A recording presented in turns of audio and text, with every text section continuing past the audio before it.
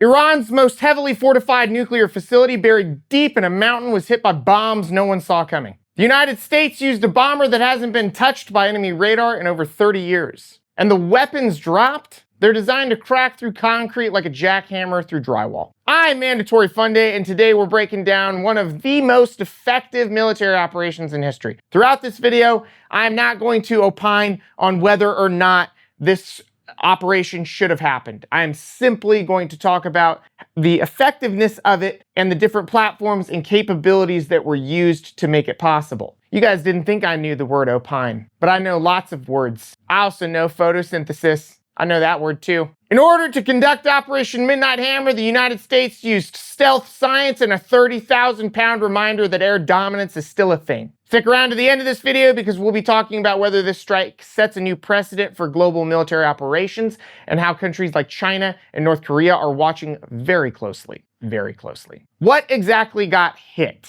Okay, let's start with the targets. On the night of June 21, 2025, 3 major nuclear facilities in Iran were struck in a coordinated precision airstrike. The Fordow enrichment plant, buried 80 to 90 meters under a mountain near Qom. It's operated by Iran's Atomic Energy Organization, and it's known for housing advanced IR-6 centrifuges, which can enrich uranium up to 60%.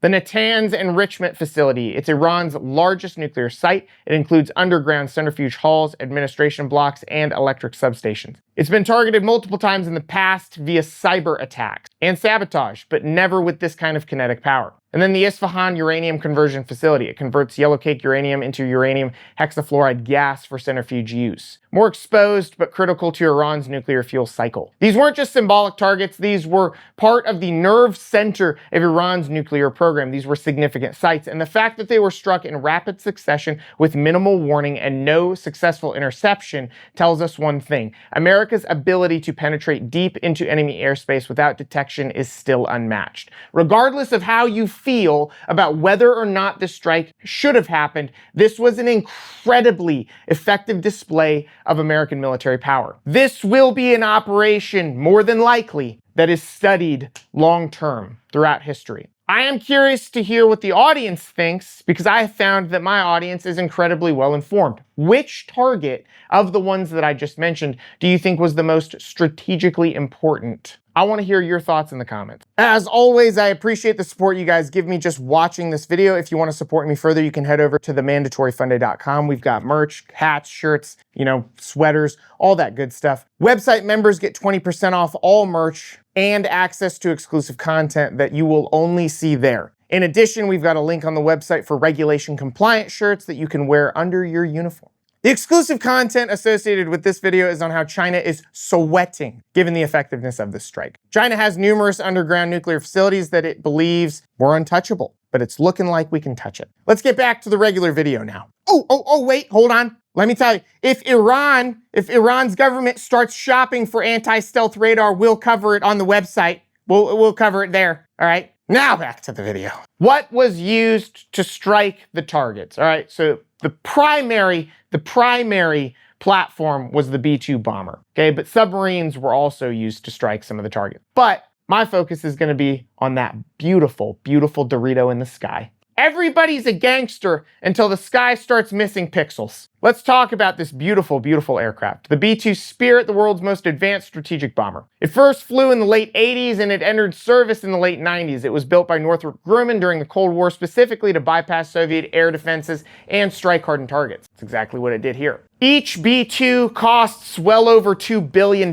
making it the most expensive aircraft ever built. Just over 20 were produced. Today, about 20 remain operational. It has a 172-foot wingspan. It has a range of over 6,000 nautical miles, and that can be doubled with in-air refueling. And it can carry 40,000 pounds of bombs, including nuclear and conventional munitions. 40,000 pounds is massive. The radar cross-section is the size of a small bird. It is virtually invisible to radar. Radar cross-section refers to the ability of radar to detect it, for those of you who were not aware. I wasn't aware for some period of time. I'm also not aware of social norms most of the time. In this operation, an estimated 4 B-2s were launched from Whiteman Air Force Base, Missouri, supported by KC-135 and KC-46 tankers, AWACS, and real-time satellite intel. The flight path likely included Arctic airspace, refueling over the Mediterranean, and approach via Iraq or international airspace in the Persian Gulf. The P-2 wasn't just the delivery method, it was the entire game plan. By flying undetected into one of the most hostile air defense zones on Earth,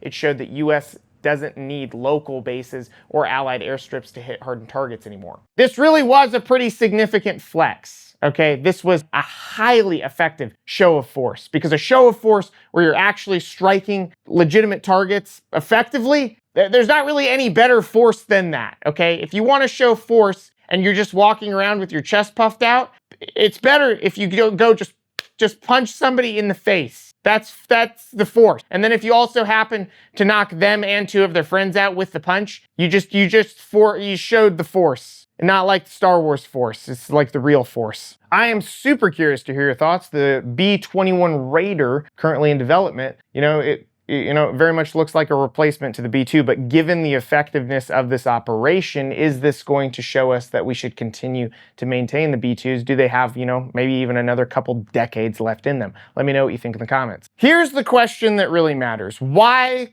couldn't or didn't Iran stop this? Let's talk about Iran's air defense network. It consists of a lot of older Russian model systems. Systems like the S-300s, the S-200s, locally developed VAR-373 systems, and some Chinese radar platforms. Their primary radars are optimized for traditional fighter jets, cruise missiles, and UAVs, not stealth bombers. The communication and command infrastructure is centralized and outdated. And that is huge when it comes to decision-making, especially rapid decision-making. Centralized communication makes it very, very difficult to conduct rapid decision-making, and that is exactly what you need in order to counter something like this. So what was the result? By the time Iran detected anything, it was already over. The bombs were either dropping or detonated. Iran's air defense wasn't asleep, it was just outclassed, and the US didn't rely on jamming drones or electronic warfare to blind defenses. It relied on something far more powerful: stealth and planning. I will likely do an entire separate video on the B-2 because the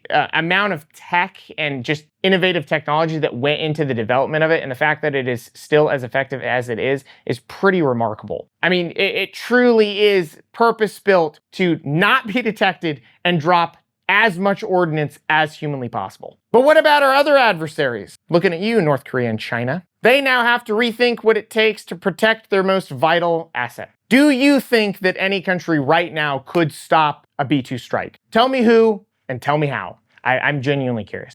A strike like this does not happen without years of prep, okay? And I know I know that sounds confusing, but for those of you that have not been in the military, I will tell you, there's so many different subsections of the military, the US military specifically, that are constantly prepping for so many different eventualities. Things are constantly being trained on. And so I promise you that this was not something that people just pulled out of nowhere. In addition to that, various intelligence platforms were likely crucial in the effectiveness of this strike. There are satellites that monitor nuclear sites daily. The RQ-170 Sentinel drones possibly flew high-altitude recon over Iranian airspace. Human assets may have conducted different operations in the area, mapping out entrance tunnels, generator positions, air filtration systems, whatever other key critical infrastructure could be struck. The strike wasn't just about brute force, it was surgical. That tells us this operation wasn't a last-minute retaliation. It was on the shelf, ready to go, waiting for the green light. Was this strike inevitable, or was it a warning shot for something bigger? I want to know your thoughts in the comments. And finally, what does this mean for the globe? What does it mean for global military strategy? Well, let's zoom out. This strike sets a new standard. The US just proved it can hit underground targets in sovereign nations without local basing or aircraft carriers. That cannot be understated. It proved stealth still dominates over missile defense. And it sends a message to Russia, China, and North Korea.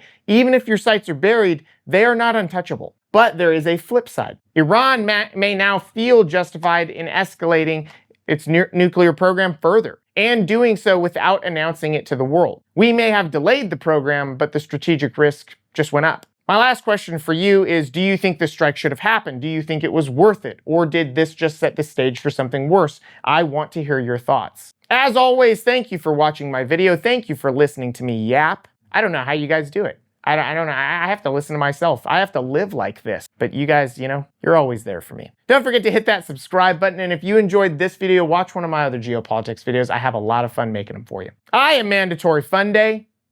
You stay stealthy.